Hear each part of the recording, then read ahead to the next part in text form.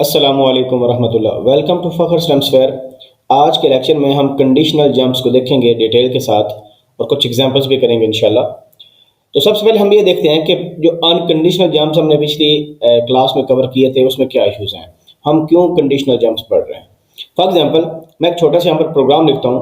अब यहाँ पर हमने सिंपल से कोड लिखा यूजिंग अनकंडीशनल जंप। ये हमारे पास एक लेबल है प्रिंट का।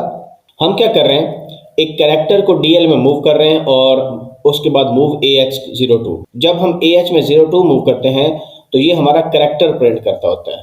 कोई भी आपके पास कैरेक्टर है कीबोर्ड से, तो कैरेक्टर को प्रिंट करने के लिए हम AH में 02 मूव करते हैं। अगर हमने स्ट्रिंग को प्रिंट करना हो तो हम AH में 09 मूव करते हैं।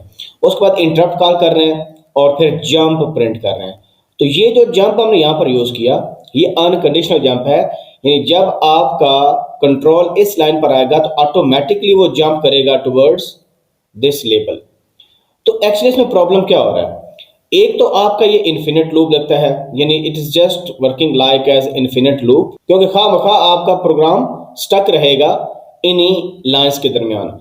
दूसरा क्या प्रॉब्लम है, दूसरा प्रॉब्लम है कि हमारा जो प्रोग्राम काउंटर होता है, जिसको हमने कहा था कि उसमें इंस्ट्रक्शन पॉइंटर के अंदर हमारा नेक्स्ट इंस्ट्रक्शन का एड्रेस मौजूद होता है।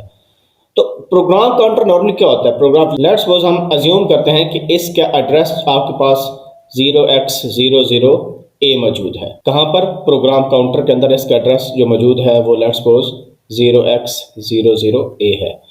जो नेक्स्ट इंस्ट्रक्शन है उसका एड्रेस जो है वो 00B है, नेक्स्ट वाले का C है, इसका D है और इसका E है एड्रेस। ये जो आपके पास इंस्ट्रक्शन जंप वाली लिखी हुई है। अब वंस जब हमारे पास जंप इंस्ट्रक्शन होती है तो प्रोग्राम काउंटर नॉर्मली क्या करता है, एक इंस्ट्रक्शन जो ही आपके एग्जीक्यूट होती है तो प्रोग्राम काउंटर में एड्रेस +1 हो जाता है, यानी वो नेक्स्ट इंस्ट्रक्शन पे चला जाता है। फॉर एग्जांपल अभी 0A इंस्ट्रक्शन का एड्रेस है, तो नेक्स्ट टाइम जो नेक्स्ट इंस्ट्रक्शन चलेगी तो एड्रेस इसमें लोड हो जाएगा 0B, फिर 0C, फिर 0D, फिर 0E। तो ये इस तरह इंस्ट्रक्शन बाय इंस्ट्रक्शन चलता रहता है डिपेंडिंग ऑन आर्किटेक्चर। नॉर्मली जो आपका इंस्ट्रक्शन स्टोर होती है वो भी आपकी 32 बिट सिस्टम है तो 4 बाइट्स मेमोरी के लेती है। तो यहाँ पर मैंने सिंगल बाइट चेंज कर रहा हूँ, लेकिन इंडीड क्या होता है कि आपके 4 बाइट्स का गैप आता है बिटवीन ईच इंस्ट्रक्शन। लेकिन आपको समझाने के लिए मैं +1 की बात कर रहा हूँ। जब हमारे पास जंप की इंस्ट्रक्शन आती है तो इसकी बजाय कि इसकी जो अगली इंस्ट्रक्शन यहाँ पर लिखी हुई है, लेट्स सपोज आगे कुछ और हमने लिखा हुआ है, हमने लिख लेना है मूव AH4C। हमें पता है कि जो 4C हेक्साडेसिमल की वैल्यू मूव करते हैं AH में तो प्रोग्राम टर्मिनेट होता है। इसकी वजह कि जंप के बाद ये इंस्ट्रक्शन लोड हो प्रोग्राम काउंटर में या उसके एड्रेस इंस्ट्रक्शन पॉइंटर में लोड हो, तो एक्चुअली ये जंप स्टेटमेंट क्या कर रही है, ये जंप स्टेटमेंट लेट्स सपोज यहाँ पर नेक्स्ट इस इंस्ट्रक्शन का एड्रेस है 0F, तो इसकी बजाय कि 0F यहाँ पर लोड हो तो आपका जंप स्टेटमेंट ये कर रही है, जो अनकंडीशनल जंप है, ये दोबारा उस प्रोग्राम काउंटर के अंदर 0F डालने के बजाय 08 दोबारा डाल देती है। तो ये प्रॉब्लम है कि हम प्रोग्राम काउंटर को बताए बगैर उसको अपडेट कर देते हैं, यानी हम अपनी मर्जी से उसको चेंज किए जा रहे हैं। एक जो प्रॉपर फ्लो होता है, कंट्रोल फ्लो, आपकी एग्जीक्यूशन जो आपकी जो इंस्ट्रक्शन एग्जीक्यूट हो रही है उसका proper flow step by step होता है, तो हम जानबूझ के उसको टेम्पर और चेंज कर रहे हैं विदाउट एनी कंडीशन। तो इस वजह से हम उसके साथ छेड़छाड़ कर रहे हैं प्रोग्राम काउंटर के साथ, जो हमें नहीं करनी चाहिए। हमें एक सिस्टमैटिक वे से जाना चाहिए। तो इसका हल क्या है फिर, इसका हल ये है कि हम कंडीशनल जंप्स का यूज करें। अब कंडीशनल जंप्स में क्या ऐसा खास है जो कि अनकंडीशनल जंप में नहीं है। कंडीशनल जंप में एक्चुअली हमारा जो प्रोग्राम काउंटर का जो एड्रेस अपडेट होता है या इंस्ट्रक्शन पॉइंटर के अंदर नेक्स्ट इंस्ट्रक्शन का एड्रेस अपडेट होता है, वो देखता है फ्लैग्स को। तो हमारे पास यहाँ पर क्या हो रहा है, यहाँ पर बस जो मर्जी आपके पास फ्लैग्स हैं, जो मर्जी रजिस्टर के कॉन्ट्रैक्ट्स हैं, जो ही JMP इंस्ट्रक्शन कॉल होगी आपका प्रोग्राम काउंटर उस लेवल तक पहुंच जाएगा, क्योंकि प्रिंट जो लेवल आपके पास है उसका जो भी एड्रेस होगा वो लोड हो जाएगा, हमेशा यही होगा। लेकिन हमारे जो कंडीशनल जंप्स होते हैं तो यहाँ पर आपके पास कोई कंडीशन होगी, तो जंप का जिस तरह JMP स्टेटमेंट आपके पास थी तो जो कंडीशनल जंप होते हैं उसमें जे वही रहता है, आगे कंडीशन लग जाती है। तो इस कंडीशन के आगे फॉर एग्जांपल जंप इक्वल हो सकता है आपका जे इक्वल, ठीक है, जंप नॉट इक्वल टू। तो इसको इन डिफरेंट जो जंप्स हैं इसको डिटेल से देखते हैं। तो जब हम ये कंडीशन लगाते हैं तो एक्चुअली होते क्या है कि हमारे जो स्टेटस फ्लैग्स होते हैं वो सेट होते हैं, और उन स्टेटस फ्लैग्स की वैल्यू को देखकर आपका प्रोग्राम काउंटर जो है वो जंप करता है। अगर तो वो कंडीशन ट्रू होती हैं तो फिर हम जंप करते हैं, अगर कंडीशन फॉल्स होती हैं तो हम नॉर्मली जिस तरह सीक्वेंस में इंस्ट्रक्शन को एग्जीक्यूट करते हैं वैसे ही एग्जीक्यूट करते जाते हैं। अब हम प्रॉपर स्टार्ट करते हैं कंडीशनल जंप्स को। तो कंडीशनल जंप्स को एग्जीक्यूट करने के लिए हमारे पास दो स्टेप्स होते हैं। पहला स्टेप हमारे पास ये होता है, हमने कोई अरिथमेटिक, लॉजिकल या बूलियन हमने एक इंस्ट्रक्शन लिखनी है। क्यों लिखनी है? क्योंकि स्टेटस फ्लैग्स को सेट करना है, स्टेटस फ्लैग्स को सेट करने के लिए। अच्छा, जब मैं वर्ड सेट यूज करूं तो इसका मतलब है कि जो भी स्टेटस फ्लैग्स आपके होंगे उनमें वैल्यू 1 होना चाहिए। अगर मैं सेट की बात करूंगा तो हम 1 यूज करेंगे। अगर हम क्लियर का वर्ड यूज करूंगा मैं तो इसका मतलब है 0, या आप रीसेट भी कह सकते हैं। लेकिन नॉर्मली जो कन्वेंशन होती है, क्लियर का वर्ड यूज होगा तो इसका मतलब है स्टेटस फ्लैग में 0 जाएगा, और अगर स्टेटस फ्लैग सेट है तो उसमें 1 जाएगा। ये स्टेटस फ्लैग्स क्यों हम अपडेट कर रहे हैं? क्योंकि जो कंडीशनल आपके पास स्ट्रक्चर्स होती हैं, जो कंडीशनल जंप है, फॉर एग्जांपल आप यूज करते हो JZ, ठीक है, ये जंप करता है इफ स्टेटस फ्लैग में जो 0 फ्लैग है वो 0 हो, जंप इफ 0। ये अभी हम डिटेल से सारे जंप्स देखते हैं, लेकिन आपको बताने का मतलब ये है कि ये जो कंडीशनल जंप वाली स्टेटमेंट होती है, इंस्ट्रक्शन होती है, JZ, JE या JNE या डिफरेंट जो जंप्स की हमारे पास कंडीशनल जंप्स की इंस्ट्रक्शंस हैं, वो देखती हैं आपके स्टेटस फ्लैग्स को। तो स्टेटस फ्लैग्स को सेट करने के लिए हमारे पास पहले यानी इस स्टेटमेंट्स, इस इंस्ट्रक्शन से पहले कुछ ऐसी इंस्ट्रक्शंस होनी चाहिए, या वो अरिथमेटिक हो, जिस तरह आपके पास इंक्रीमेंट डिक्रीमेंट की इंस्ट्रक्शन होती है, ऐड सब की इंस्ट्रक्शन होती है, या लॉजिकल या बूलियन हो जिसमें पर्पस कंपैरिजन, ये बहुत ज़्यादा इंपॉर्टेंट एक इंस्ट्रक्शन है, निमोनिक हो, इसको हम देखते हैं। इस तरह एंड आपके पास हो गया। तो इस तरह की हम कोई लॉजिकल या बूलियन इंस्ट्रक्शन को यूज करेंगे before using conditional jump instruction. उसका फायदा क्या है? ताकि स्टेटस फ्लैग्स हमारे सेट हो जाएं। आपकी ये जो जंप इंस्ट्रक्शन है ये स्टेटस फ्लैग्स को देखते हुए जो प्रोग्राम काउंटर है या इंस्ट्रक्शन पॉइंटर है उसमें नेक्स्ट लेवल का जो भी एड्रेस है उसको अपडेट करे। अगर वो कंडीशन ट्रू होती है तो अपडेट करे, फॉल्स होती है तो इससे जो नेक्स्ट इंस्ट्रक्शन होंगी उनको एग्जीक्यूट करें। अभी हम ये करते हैं कि हम बुक से इसको डिटेल से देख लेते हैं, क्योंकि बुक में काफी एग्जांपल्स मौजूद हैं to understand this topic very well and in short time. तो ये हमारे पास बुक ओपन है और हमने टॉपिक 6.3 को ओपन किया हुआ है, और इसमें है कंडीशनल जंप्स, और इसका जो सब टॉपिक है कंडीशनल स्ट्रक्चर्स। तो कंडीशनल स्ट्रक्चर्स में एग्जैक्टली हम कंडीशनल जंप्स को ही देख रहे होते हैं, लेकिन उससे पहले यहाँ पर आपकी बुक कह रही है कि 2 स्टेप्स को आपको फॉलो करना पड़ेगा। फर्स्ट स्टेप ये है कि कंडीशनल स्टेटमेंट को एग्जीक्यूट करने से पहले आपको एक ऑपरेशन परफॉर्म करना है, एक इंस्ट्रक्शन लिखनी है जो या अरिथमेटिक हो सकती है या लॉजिकल और बूलियन हो सकती है। इससे क्या होगा कि ये इंस्ट्रक्शन आपके स्टेटस फ्लैग को सेट कर देगी, उसको मॉडिफाई करेगी, क्योंकि जब आपका स्टेटस फ्लैग मॉडिफाई होता है तो हमारा जो कंडीशनल जंप की इंस्ट्रक्शन होगी वो स्टेटस फ्लैग को देखकर एक्शन लेगी कि आपको जंप करना है या नहीं करना। और उसके बाद क्या होगा, जब कंडीशनल जंप की इंस्ट्रक्शन चलेगी वो आपको उस फ्लैग को टेस्ट करेगी कि भाई उसमें क्या वैल्यू है। उस वैल्यू को देख के तो ज़ाहिर स्टेटस फ्लैग के अंदर या वैल्यू 0 होती है या वैल्यू 1 होती है, तो इन दोनों वैल्यूज में से देख कर वो डिसाइड करेगी, वो जंप वाली इंस्ट्रक्शन डिसाइड करेगी कि क्या हमें एक नई ब्रांच पर जाना है या उस लेवल पर जाना है। अगर आपके पास वो स्टेटमेंट ट्रू हुई तो हम जाएंगे, अगर फॉल्स हुई तो नहीं जाएंगे। हम कंडीशनल जंप्स को डिटेल से देखेंगे इस लेक्चर में। तो सबसे पहले एग्जांपल में यहाँ पर आपके पास एक एग्जांपल लिखी हुई है, इसमें हम देखें कि हम कौन से कंडीशनल जंप को यूज कर रहे हैं, JZ को। जिस तरह पीछे मैंने बताया जो कंडीशनल जंप्स होते हैं उनके स्टार्ट में आपके पास कैरेक्टर J आता है, दैट स्टार्ट फॉर जंप, और आगे आपके पास डिफरेंट कंडीशंस हैं, इक्वल की, नॉट इक्वल की, जीरो की, नॉट जीरो की, ई एक्स की, सी एक्स की, ठीक है। तो ये बहुत ज्यादा आपके पास जंप्स हैं, हम सबको डिटेल्स देखेंगे। तो यहां पर आप देखें जे जी लेबल वन कहां पर आपका, लेबल वन आपका नीचे कोड में कहीं आपके पास लिखा हुआ है।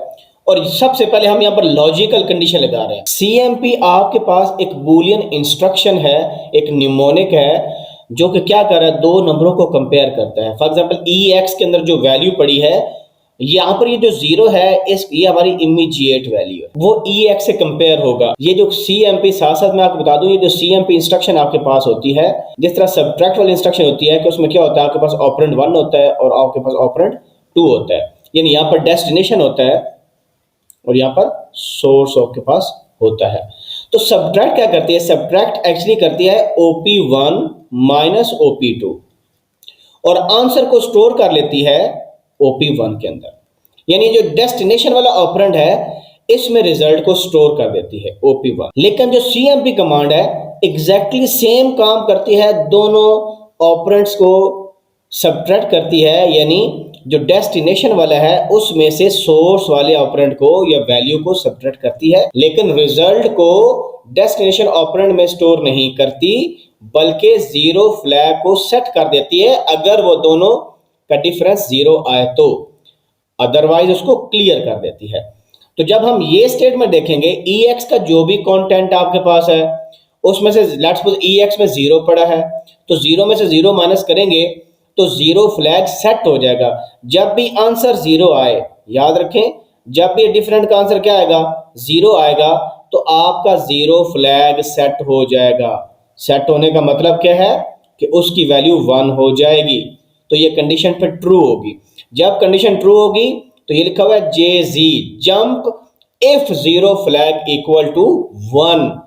जे जी का मतलब है jump if zero flag equal to 1। अगर जीरो फ्लैग में वैल्यू 1 है तो हम कहां जंप करेंगे, हम लेबल 1 पर जंप करेंगे। लेबल 1 कहां पर है, लेबल 1 कोड में कहीं नीचे पड़ा है, तो हमारा जो कंट्रोल है वो यहां पर ट्रांसफर हो जाएगा।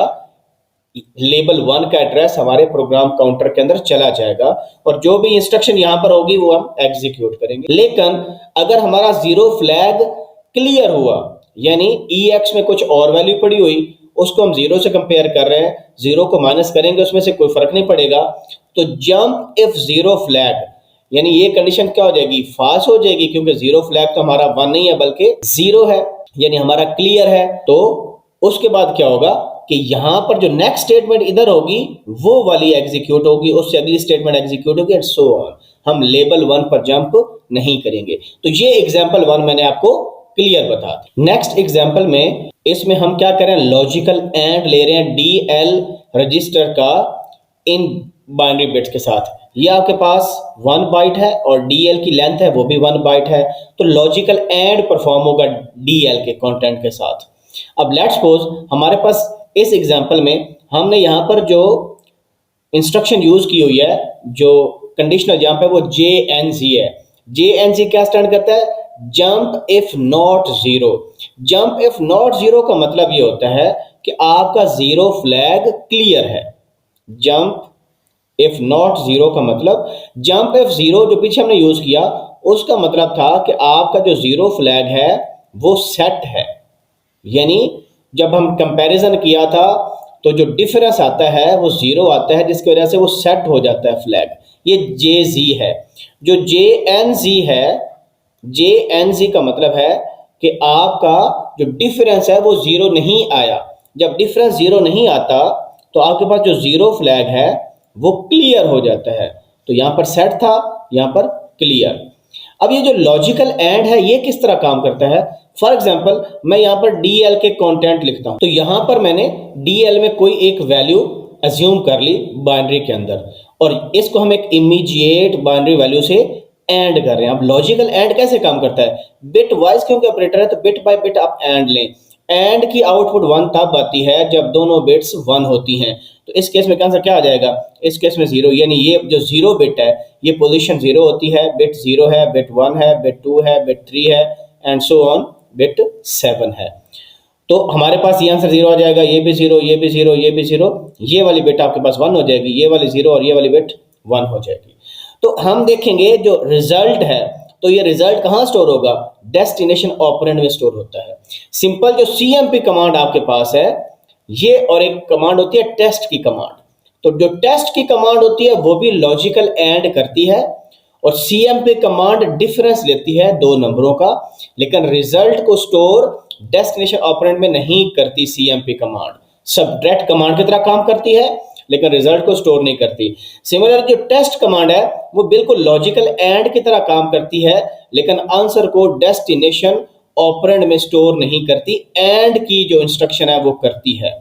तो इस केस में हम देखेंगे ये रिजल्ट कहां पर जाएगा? ये डीएल में स्टोर हो जाएगा। जब रिजल्ट आपका डीएल में स्टोर हो जाएगा तो हम चेक करेंगे क्या वो 0 के बराबर है। सारा रिजल्ट 0 के बराबर तो नहीं है, तो इसका मतलब है 0 फ्लैग क्या हो जाएगा? क्लियर हो जाएगा, यानी वो 0 हो जाएगा। अगर ये 0 होता तो 0 फ्लैग फिर सेट हो जाता। तो अब हम इंस्ट्रक्शन में आते हैं JNZ L2 आपके पास नीचे लेवल पर है, तो ये कंडीशन बताएं ट्रू होगी फॉल्स होगी। जंप इफ नॉट 0, नॉट 0 का मतलब ये है कि आपका जो आंसर है वो 0 नहीं आया। जब आंसर 0 नहीं आया तो इसका मतलब है जो 0 फ्लैग है वो क्या है? वो क्लियर है। यानी ये जंप तब करेगा अगर 0 फ्लैग की वैल्यू 0 ही, जो कि इस केस में क्या है? 0 है, क्योंकि आंसर हमारा 0 नहीं आया। आंसर 0 आता तो 0 फ्लैग 1 हो जाता, सेट हो जाता। यानी जब 0 फ्लैग क्लियर होगा, उसमें 0 वैल्यू होगी, तब जंप करेंगे, जो कि इस केस में ट्रू है। तो हमारा जो कंट्रोल है वो लेवल 2 पर आ जाएगा। तो बहुत सिंपल है, कंफ्यूज नहीं होना। जंप इफ नॉट जी का मतलब यही है कि जो रिजल्ट आपका आया डीएल के अंदर, अगर वो 0 नहीं है, नॉट 0 का मतलब वो रिजल्ट 0 नहीं है, तो क्योंकि रिजल्ट 0 नहीं है इसका मतलब हमने जंप करना है। अगर जे जी होता तो हम इस रिजल्ट को देखते, क्योंकि रिजल्ट 0 नहीं है तो हम फिर अगली इंस्ट्रक्शन यहाँ वाली एग्जीक्यूट करते। तो ये सिंपल है। अभी हम जे कॉन्ड कंडीशन करते हैं, तो ये भी जे कॉन्ड की एग्जांपल ही थी, क्योंकि जे पहले फिक्स है। यहाँ पर हमने पहले जी लगाया ऊपर वाले एग्जांपल में, और फिर हमने यहाँ पर देखें ये जे जी लगाया हमने, और यहाँ पर क्या लगाया? जे नॉट जी लगाया। Jump if not equal to 0, यानी आपका स्टेटस फ्लैग जो 0 वाला है वो क्लियर हो तब जंप करो, और इसको लगाया जब वो सेट हो तब लगाया। ठीक है, अब हम कुछ फर्दर एग्जांपल्स भी देखते हैं। तो हमारे पास यहाँ पर देखें जे सी है, तो जो पहला लेफ्ट करेक्टर है वो तो जंप के लिए है, सी को होता है कैरी, जंप इफ कैरी। याद रखें जब जंप इफ कैरी हो, या जंप इफ 0 हो, या जंप इफ इक्वल हो, तो हमारे पास ये जो नेक्स्ट फ्लैग है ना, ये फॉर एग्जाम्पल जंप सी है, जंप इफ कैरी, यानी कैरी फ्लैग सेट हो, यानी सी एफ में अगर 1 वैल्यू होगी तो तब आपका ये जंप उस लेवल पर जाएगा, अदरवाइज नहीं जाएगा। जंप इफ नॉट कैरी, यानी आपका कैरी फ्लैग क्या है? क्लियर है। तो अगर कैरी फ्लैग क्लियर है तब ये काम करेगा, जंप इफ नॉट कैरी। जे जी हमने कर लिया, jump if 0 flag is set, यानी अगर डिफरेंस दोनों ऑपरेंड्स का 0 है तब ये जंप होगा, अगर डिफरेंस 0 नहीं है तब नहीं होगा, यानी आपका 0 फ्लैग क्लियर होगा तब ये काम करेगा, अगर 0 फ्लैग सेट है तब ये काम करेगा। सिमिलरली हम यहाँ पर एक एग्जांपल देखते हैं। आपके पास लिखा हुआ है CMP EX, 5, तो ये हम क्या करते हैं? ये हम कंपेयर कर रहे हैं बेसिकली EX को 5 के साथ, ये दोनों का डिफरेंस ले रहे हैं, और हम 0 फ्लैग को सेट या रीसेट करते हैं depending on the value of EX। तो यहाँ पर वो कह रहा है कि अगर EX की वैल्यू 5 है, तो अगर EX में 5 पड़ा है तो 5 5 के इक्वल है, तो 0 फ्लैग आपका सेट हो जाता है। तो जब 0 फ्लैग सेट है तो जंप इक्वल, ये JE है।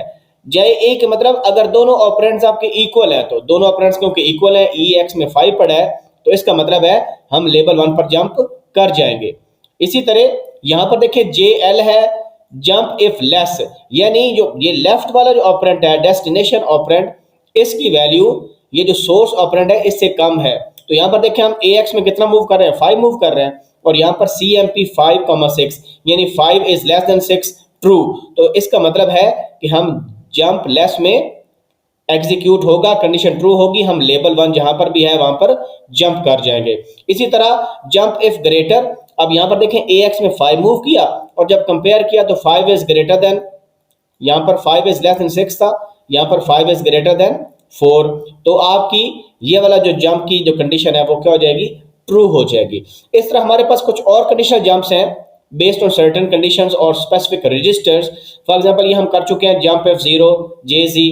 तो जंप F0 में जीरो फ्लैग का सेट होना जरूरी है, नॉट जीरो में इसका सेट होना जरूरी नहीं है बल्कि क्लियर होना जरूरी है, ये भी हमने कर लिया। अब इसमें है JO जंप इफ ओवरफ्लो, यानी अगर ओवरफ्लो फ्लैग सेट है तब जंप करो और अगर ओवरफ्लो क्लियर है तब जंप करो। ठीक है, तो एन का मतलब है कि वो सेट नहीं है बल्कि क्लियर है तब जंप करेंगे। इस तरह JSS साइंड फ्लैग के लिए कि अगर साइंड फ्लैग आपका सेट है यानी उसमें नेगेटिव नंबर है तब आप जंप करें, अगर उसमें नेगेटिव नंबर नहीं है पॉजिटिव है, याद रखें जो जीरो है ना ये पॉजिटिव नंबर कंसीडर आपका होता है। और इसी तरह पैरिटी का JP जंप इफ पैरिटी, यानी अगर इवन पैरिटी है, इवन पैरिटी का मतलब है कि आपके पास जो लीस्ट सिग्निफिकेंट बाइट होता है उसमें अगर वंस की तादाद इवन हो। ठीक है, ये 4 हो गया, 5 6 7 और 8। तो अगर नंबर ऑफ वंस इवन है लीस्ट बाइट में तो हमारे पास पैरिटी फ्लैग क्या हो जाता है, हाई हो जाता है।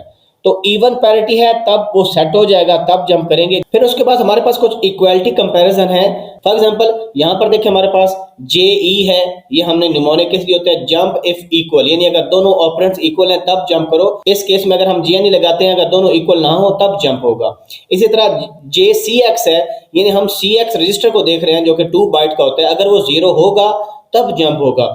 जंप इफ ECX, अब ECX जो होता है वो 32 बिट का होता है यानी 4 बाइट्स का आपके पास होता है, तो अगर उसकी वैल्यू 0 है तब हम जंप करेंगे। जंप RCX इक्वल टू 0, इसका मतलब है 64 बिट की बात कर रहे हैं यानी हम 8 बाइट्स की बात कर रहे हैं। अगर ये आपके पास कंडीशनल जंप हो तो RCX की वैल्यू 0 होगी तब जंप होगा, अदरवाइज जंप नहीं होगा। तो यहाँ पर हम 3-4 एग्जांपल देख लेते हैं मजीद अपना कंसेप्ट को क्लियर करने के लिए।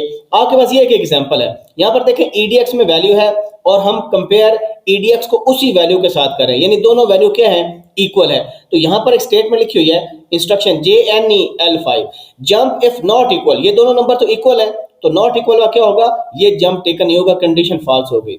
JE दोनों नंबर क्योंकि इक्वल हैं कंपैरिजन में हमारे पास जो 0 फ्लैग है वो सेट हो चुका है, 0 फ्लैग में 1 पड़ा है इस केस में। तो JE वाला जंप इक्वल वाला, जंप इफ इक्वल वाला ये ट्रू हो जाएगा क्योंकि दोनों नंबर बराबर थे, तो इस केस में जंप हमारा होगा। सिमिलरली एग्जांपल 2 में देखें BX में 1 2 3 4 है, हम सब्ट्रैक्ट कर रहे हैं तो 1 2 3 4 में से 1 2 3 4 निकालेंगे तो क्योंकि दोनों नंबर बराबर हैं तो इसका मतलब है जो 0 फ्लैग है वो सेट हो जाएगा, 0 फ्लैग में आपके पास 1 आ जाएगा। तो यहाँ पर देखिए jump NE jump if not equal, दोनों नंबर तो बराबर है तो ये जंप नहीं होगा। JE दोनों नंबर क्योंकि बराबर है उनका डिफरेंस 0 है, 0 फ्लैग सेट है तो आपका जंप हो जाएगा। सिमिलरली यहाँ पर देखें एग्जांपल 3 में हम CX में ये नंबर मूव कर रहे हैं और हम उसको इंक्रीमेंट कर रहे हैं CX को। देखें this is an arithmetic operation, जिस तरह सब्ट्रैक्ट भी एक अरिथमेटिक ऑपरेशन था। जब हम इंक्रीमेंट करेंगे तो इसमें इंक्रीमेंट करें हमारे पास 0 फ्लैग सेट हो जाता है। कैसे, तो यहाँ पर देखें CX में ये वैल्यू है, ये जो 0 है ये 0 आपका और ये जो H है ये शो कर रहा है कि हेक्साडेसिमल में है, बिकॉज आपके पास 2 हेक्स करैक्टर हैं, 1 बाइट लेते हैं, ये 1 बाइट ये 2 बाइट पूरे हो गए, इस 0 को शामिल नहीं करेंगे। हम इंक्रीमेंट कर रहे हैं, +1 कर रहे हैं तो F में 1 करेंगे 16 को 16 से डिवाइड करें तो आपके पास जो सम है वो 0 आ जाएगा, कैरी 1 आ जाएगा, ये कैरी इधर आगे जाएगा एंड सो ऑन। आपके पास रिजल्ट क्या आ जाएगा, आपके पास CX रजिस्टर में रिजल्ट 0 आ गया। तो इंक्रीमेंट करने से CX आपका 0 हो जाएगा। तो जंप CXZ यानी जंप इफ CX रजिस्टर 0 वाकई ही 0 है तो हमारा जंप क्या हो जाएगा, टेकन हो जाएगा, हम लेवल L2 पर चले जाएंगे। और लास्ट है XOR गेट, जब हम सेम रजिस्टर को सेम के साथ XOR करते हैं आंसर क्या हो जाता है, आंसर 0 हो जाता है। बिकॉज क्यों, लेट्स सपोज हमारे पास 1 0 1 है, इसको इसके साथ XOR करें। जब सेम बिट्स होती हैं, XOR का प्रिंसिपल होता है जब आपके पास दोनों बिट्स 0 हों या दोनों बिट्स क्या हों 1 हों तो हमारे पास आंसर क्या रहता है 0। जब डिफरेंट बिट्स हो XOR में तब आंसर 1 आता है। तो सेम बिट का सेम के साथ जब XOR करेंगे यू विल ऑलवेज गेट 0। तो यहाँ पर हमारे पास जो ECX रजिस्टर है 32 बिट का वो 0 हो जाएगा जब भी हम 2 सेम रजिस्टर्स को आपस में XOR करते हैं तो आंसर हमेशा 0 हो जाता है। तो ये जंप इस केस में भी होगा। तो इंशाल्लाह आज के लेक्चर में इतना ही। Thank you very much. Allah Hafiz.